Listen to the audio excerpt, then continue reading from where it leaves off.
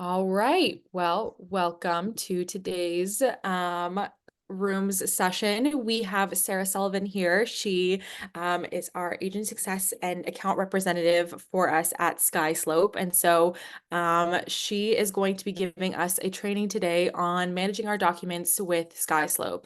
And so without further ado, Sarah, feel free to take over. Thank you so much for the intro.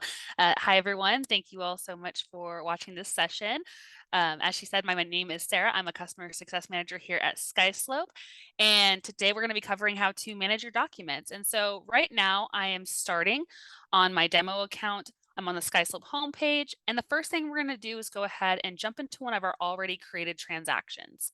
You can find one of your already created transactions in the Manage Transactions area. After we jump in, we're going to go ahead and select the file that we're wanting to work with, and then jump directly into the Documents tab. So now that we're in our Documents tab, I want to go ahead and give you a little bit of lay of the land. So right below our tab, we have a quick overview of some important details relating to our file. So from here, we can see our address, acceptance date, year built, close of escrow, sale price, and other things just like that. Now, you may also notice that we have this property-specific email address here. And so first I want to dive into the different ways that you can bring in documents into your document section. So first, we do have the upload document option. This will allow you to pull in documents directly from your computer. But we also have our property-specific email address. So every property file that you create generates a unique email address that is associated with that file. And think of this as a pipeline into your SkySlope file. So let's say I have a client and he sent over some documents to my personal email. Instead of going into my inbox, downloading that document, and then re-uploading it to my file, all I'm going to do is copy this property specific email address here, jump over to that correspondence from my client. There he is. And then there are those attached documents. So what I'm going to do is forward this entire communication over to that property specific email address that I just copied over. So once I click send, that's going to carry not only my documents, but also any attached correspondence over to be stored within my file. So if we head back into our file section, let's give it a quick little refresh. Might take a minute or two.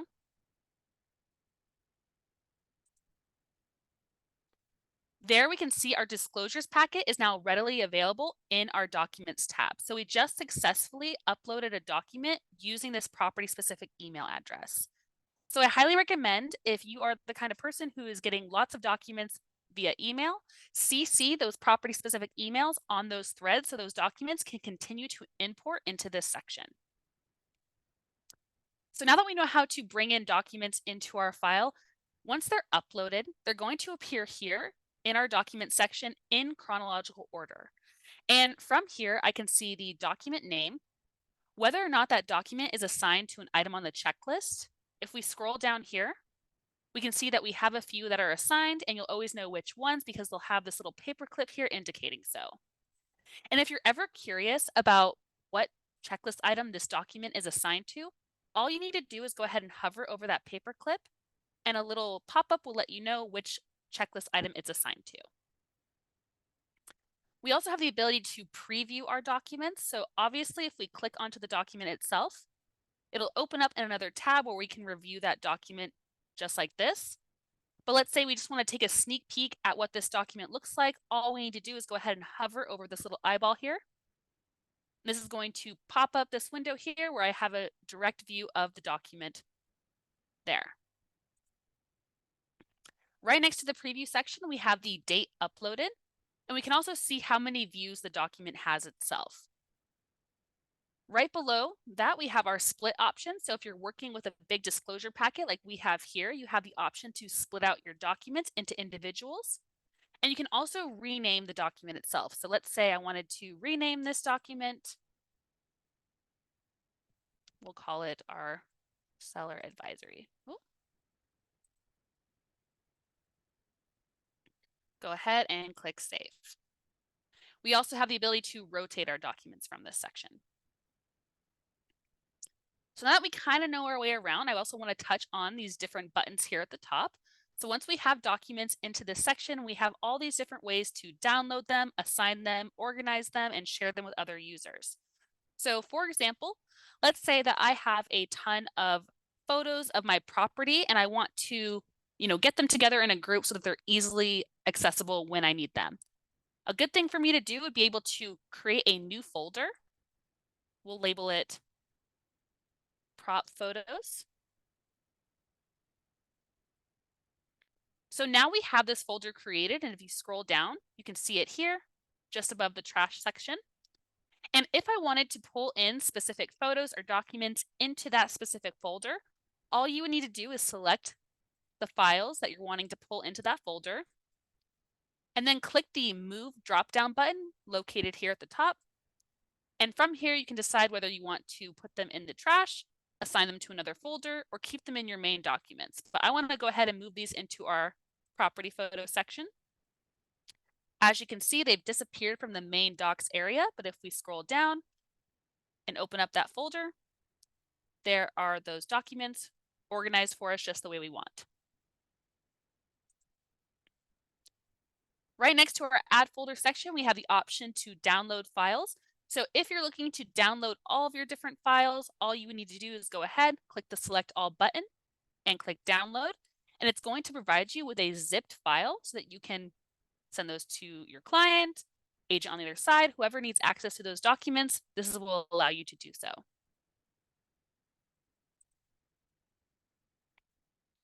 Now let's say if kind of the same deal, but we only want to select a few documents, maybe just the checklist items. Again, we'll go ahead and just select any documents we'd like to download. And again, it'll provide us with that zip file where we can share this with other users, our agents, or our clients, or the agent on the other side. Right below, or right next to the download file section, we also have the assign or unassigned. So for example, if I wanted to assign this listing packet, all I need to do is go ahead and select that, click assign. Oh,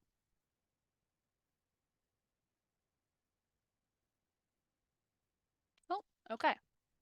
Looks like those ones have already been assigned. So we'll actually unassign. Oh, there we go. So we're going to unassign these documents from the checklist. They're already selected. Click unassign. It looks like it needs to give you a little quick refresh here. All right, here we go. We're going to go ahead and select the ones that have been assigned, maybe just one or two. Click unassign, and it's just not working for us today. But typically what would happen here is when you have documents listed here in this section, if they are already assigned to the checklist, you're able to select them and then click the unassign or assign button, and it'll assign themselves to the checklist on your behalf. We also have the fax cover option. To the right of that, we have the shared docs. So this is a great option if you're wanting to create a shareable link for someone to access these documents on their end. So for example, I want to share all of these documents with my client. I'm going to go ahead and click Share Docs. It's going to ask us to name this bundle. So we'll say Client Packet and click Create. Once we do that, it's going to give us a link that we can easily share with anyone we want to have access to these documents. So now that I have that link copied, all I need to do is paste it into my browser. And this is going to give me access to all the documents I selected and added to that bundle. And to the left, it's going to list the property address, who shared this link with me, the company, and the email or phone number associated. And I also have the option to download these from this link myself as well. And if we head back to our document section, if we click over to the shared bundles area, it's going to give us a list of all the bundles we've created and shared thus far. So let's say that I shared out this client packet link to my client. They got what they needed from that document, that bundle. And I don't want anyone else to be able to access those documents. So what I'm going to do is go ahead and deactivate that link. So now no one else is able to use that link to access those documents because the client has already gotten what they've needed from it. Jumping back to our documents list, We also have the ability to send things out for DigiSign, which is our e-sign tool, or email documents directly out of this area. And since earlier we couldn't be able to assign or unassign those documents, I do want to point out that if we head over to our checklist, we do have the ability to upload documents that way as well. So if I had a document sitting on my computer that I wanted to attach to the checklist, all I would need to do is either click attach on that specific checklist item, or I can do a drag and drop. This is sort of a fan favorite.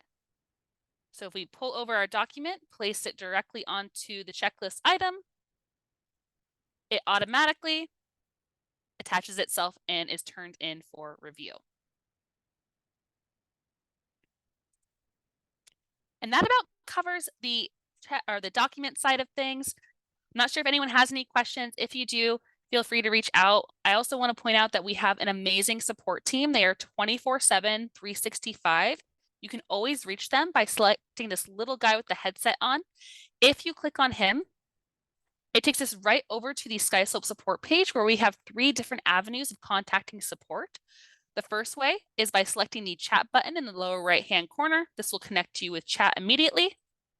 If we scroll down to the bottom, we have our call number listed here. All you need to do is go ahead and select option 2 and you'll be connected with a real life person. And then finally, if you want to email support@skyslope.com, you can email us with your questions. Alternatively, if you don't feel like engaging with a real life person, we also have this search bar available to you. So if you wanted to learn a little bit more about agent responsibilities or managing your documents, go ahead, type in your keyword. And just like that, a huge knowledge base of information will become available to you.